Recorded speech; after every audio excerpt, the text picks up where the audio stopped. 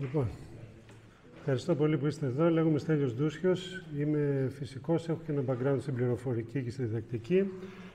Το θέμα είναι η διδακτική της κβαντικής υπολογιστικής στη δευτεροβάθμια εκπαίδευση. Είναι κάτι αρκετά φρέσκο. Όταν το έδειξα σε ένα φίλο μου, μου είπε «Στέλιο, πλάκα κάνεις, θα βάλεις τώρα κβαντική υπολογιστική στο σχολείο».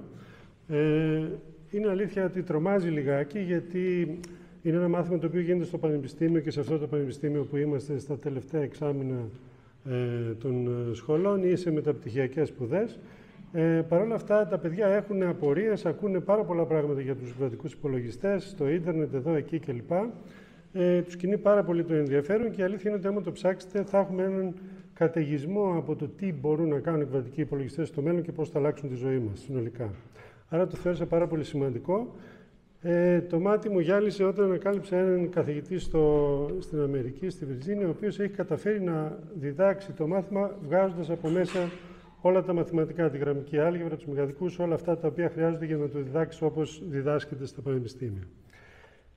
Έτσι λοιπόν έγινε μια απόπειρα. Πέρυσι από τον Οκτώβριο μέχρι το 24 δημιούργησα ένα εκπαιδευτικό όμιλο, 12 παιδιά, 6 αγόρια και 6 κορίτσια, στο Λύκειο Μακρυχωρίων. Χρησιμοποιήθηκαν οι αίθουσες ΕΦΕ και εργαστήριο πληροφορικής. Οι στόχοι που τέθηκαν για τα παιδιά ήταν να ανακαλύψουν τι διαφορά έχει η κλασική υπολογιστική, οι κλασικοί υπολογιστές από τους κβαντικούς υπολογιστές και σε τι πραγματικά υπερέχουν οι κβαντικοί υπολογιστές και τι είναι αυτό το καινούριο το οποίο φέρνουν, και να προκαλέσουμε όσο γίνεται την περιέργεια των παιδιών προκειμένου να τους εντείνουμε το ενδιαφέρον για τη φυσική και για την πληροφορική γενικότερα. Για να κάποιοι ήδη είχαν την τάση, ήταν ήδη σε αυτές τις κατευθύνσεις, να το διεγείρουμε λίγο παραπάνω. Η πορεία που ακολουθήθηκε στο σχολείο ήταν αρχικά μια εισαγωγή που ελέγξαμε προϋπάρχουσες γνώσεις, την αναγκαιότητα να το προσεγγίσουμε, τις προκλήσεις που έχουμε. Το κομμάτι αυτό που αφορά την κβαντική φυσική δεν είναι απαραίτητο να το ακολουθήσει κάποιος για να το κάνει, απλά ξέρετε, δεν χρειάζεται να ξέρεις ακριβώς κβαντομηχανική για να προγραμματίσεις ένα κβαντικό υπολογιστή, όπως δεν χρειάζεται για να κάνεις ένα απλό προγραμματάκι με scratch, ας πούμε, σε αυτό τον υπολογιστή, να ξέρεις πώς λειτουργούν οι ημιαγωγοί μέσα και πώς λειτουργεί όλο το hardware, ας πούμε. Αλλά αναφερθήκαμε σε κάποια θέματα της κβαντικής μηχανικής, στα οποία βασίζουν τη λειτουργία τους οι κβαντικοί υπολογιστές. Η κύρια μέθοδος είναι αυτή, λέγεται Q for Quantum. Αντί για 0, 1 και πύλες κλπ. Χρησιμοποιεί κουτιά και άσπρες και μαύρες μπάλες. Κουτιά με τρύπες που θα σας δείξω σε λίγο, κάποιους απλούς κανόνες. Είναι ένα simulation, δηλαδή μια προσομοίωση για την όλη διαδικασία. Στη συνέχεια χρησιμοποίησαμε έναν άλλο προσομοιητή που έχει φτιάξει η IBM προκειμένου να φτιάχνουμε κβαντικά κυκλώματα και να τα τρέχουμε online. Και στο τέλος παίξαμε ένα παιχνίδι κατά την Άνοιξη, αφού είχαν εξοικειωθεί αρκετά τα παιδιά, λέγεται Money or Tiger, και είναι ένα κλασικό παιχνίδι που μπορεί να αναδείξει τι πραγματικά παραπάνω έχει ένας κβαντικός υπολογιστής από έναν κλασικό υπολογιστή. Η κύρια μέθοδος βασίζεται σε αυτά τα κουτιά, όπως σας είπα, τα οποία έχουν και κάποια σημαδάκια πάνω. Είναι πάρα πολύ απλά, έχουν μία τρύπα από πάνω και μία τρύπα από κάτω, μία μπάλα μπαίνει και μπορεί να αλλάξει χρώμα ή να μην αλλάξει χρώμα. Το note, ας πούμε, αλλάζει το χρώμα, εδώ το swap κάνει μια αλλαγή, το C-note είναι ένα control στο τι κάνει, αλλά δεν έχω πολύ χρόνο για να σας τα πω. Το πιο ενδιαφέρον είναι το τελευταίο κουτί, το κουτί Hadamard, το οποίο βάζει την μπαλίτσα μας σε μια νεφελώδη κατάσταση, μια superposition, όπως λέμε στην κβαντική υπολογιστική, η οποία έχει μια διτή πληροφορία μέσα. Είναι και άσπρη και μαύρη ταυτόχρονα. Είναι λίγο magic αυτό. Τα παιδιά παίξαν αρκετά με τα κουτιά, στίβαζαν τα κουτιά, δοκίμαζαν τι θα βγει από τις μπάλες αν περάσουν μέσα από πολλά κουτιά, και μετά από αρκετή εξοικείωση και κάνα 2-3 μήνες αυτό, μπήκαμε στο περιβάλλον της IBM, όπου εκεί πάνω είδανε κουτάκια που έχουν αντίστοιχα σύμβολα με αυτά που χρησιμοποιούσαν πριν. Και με drag and drop έσαιρναν τα κουτάκια εκεί. Τώρα είπαμε ότι τα κουτιά θα τα λέμε κβαντικές πύλες, αντί για κουτιά θα έχουν αυτό το καινούριο όνομα, και οι μπάλες αντί για άσπρες και μαύρες θα είναι 0 και 1. Εντάξει. Okay. Και επομένως αντί να στιβάζουν τα κουτιά ένα πάνω στο άλλο, τα βάζανε το ένα δίπλα στο άλλο, σε αυτό το μεγάλο εκεί μακαρόνι, και φτιάχνουν ένα κβαντικό κύκλωμα. Εδώ στο περιβάλλον της IBM υπάρχουν και άλλα πράγματα γύρω-γύρω, τα οποία όμως δεν είναι απαραίτητα να τα χρησιμοποιήσουμε. Χρησιμοποιήσαμε τα στοιχειώδη. Παρ' όλα αυτά, τα παιδιά, αφήνοντάς τα μόνα τους στο εργαστήριο, επεξεργάζονταν τα πάντα και ψάχνανε και κοίτα πώς αλλάζει αυτό εδώ όταν κάνω αυτό και ξέρετε, δίπλα είναι κώδικας εκεί της Python και από κάτω βλέπουμε τα αποτελέσματα.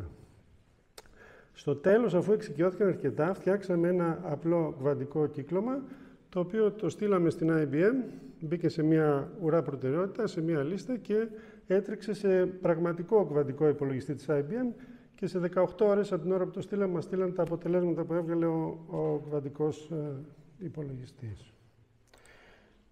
Το παιχνιδάκι που παίξαμε στο τέλος, όπως σας είπα, λέγεται Money or Tiger. Έχει δύο πόρτες, μια άσπρη βούλα και μια μαύρη βούλα. Πίσω από τις πόρτες μπορεί να υπάρχει μια τίγρης ή χρήματα ή λεφτά.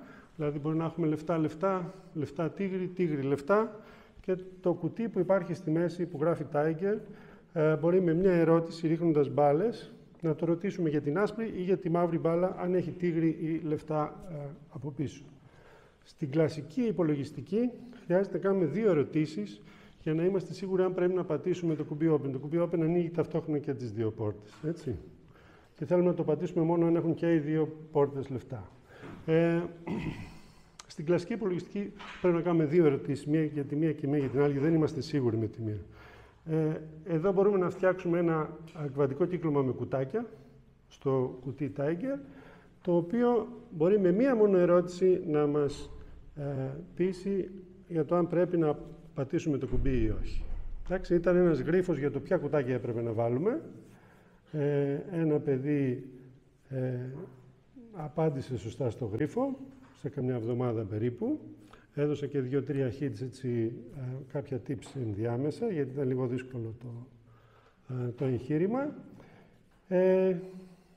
Και αμοιβή του ήταν και πραγματικά λεφτά, γιατί πήρε μια δωρεπιταγή, όπως είχαμε στο σχολείο.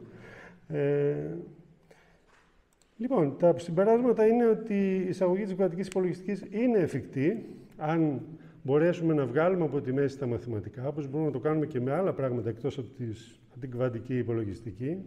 Μπορούμε σε όλα όσα θέλουμε να διδάξουμε να απλοποιήσουμε όσο γίνεται το πλαίσιο, να το φέρουμε στα μέτρα των παιδιών και να τους κάνουμε να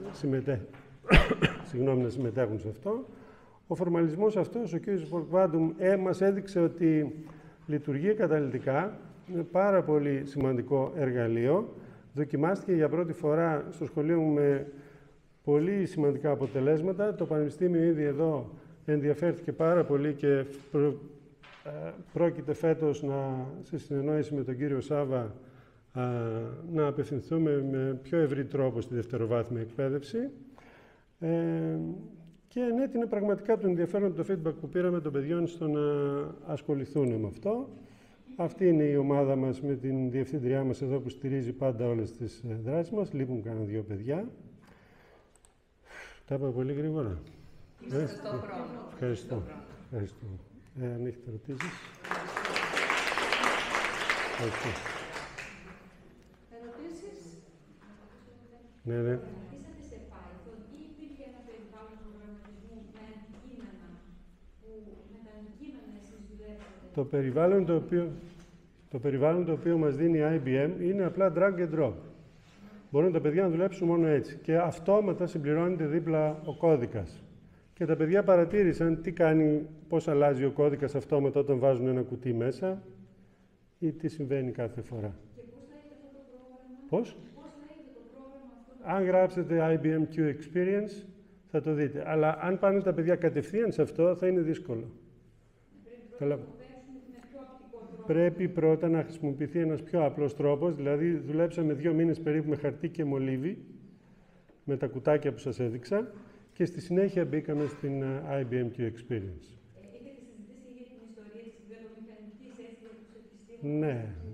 Ναι. Κοιτάξτε, το πρώτο κομμάτι, όπως σας είπα, που αφορά καθαρά την κβαντική φυσική, μελετήσαμε τα 2 βασικά φαινόμενα που χρησιμοποιεί η κβαντική υπολογιστική, την υπέρθεση και τη διεμπλοκή, και κάναμε και κάποια απλά πειράματάκια για να δουν τα παιδιά στην πραγματική ζωή πώς μπορεί να έρθει κάτι σε ένα superposition. Με ένα λέιζερ στο νερό, ας πούμε, ο τρόπος με τον οποίο διαχέεται, ανακλάται και μπαίνει μέσα, είναι ένας τρόπος για να το δουν αυτό. Ευχαριστώ.